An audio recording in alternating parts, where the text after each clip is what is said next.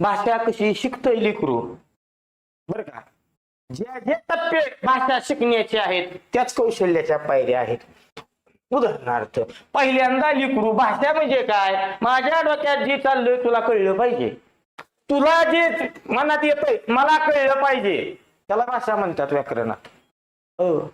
मग माझ्या डोक्यात जे चाललंय मी तुमच्या पोस्टवर कसा पोचवायला लागलोय, बोलून पोचवायला लागलोय, आवाजाच्या माध्यमातून पोचवायला लागलोय. हे माध्यम म्हणजे भाषा पोरांनो.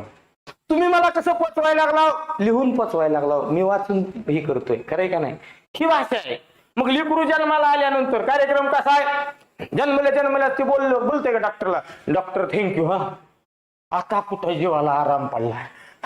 डॉक्टर फाशी घेऊन मरण, अटॅक घेऊन मरण, अटॅक घेऊन व्हायला नाही.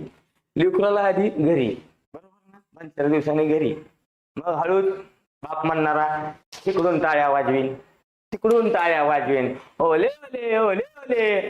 लेकरू कुठंच बघायला गेले की बापाच्या कपाळावर अटॅक. बाप आईलाच म्हणतो, होय ग, आईला बुधीर फिदीर. आई म्हणते काय माहिती, दिसायला तर तुमच्यावरच गेलंय.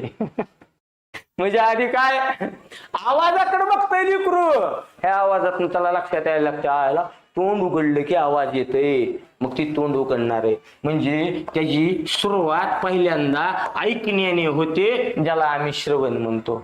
मग ती तुमची ऍक्शन बघून निरीक्षण करू बरोबर, ती सुद्धा आवाज काढायला चालू करते, म्हणजे बोलायला चालू करते. ह्या बोलण्याच्या 2 पायऱ्या आहेत. त्या एक असतंय संभाषण आणि नंतर ते करतोय हळूच भाषण.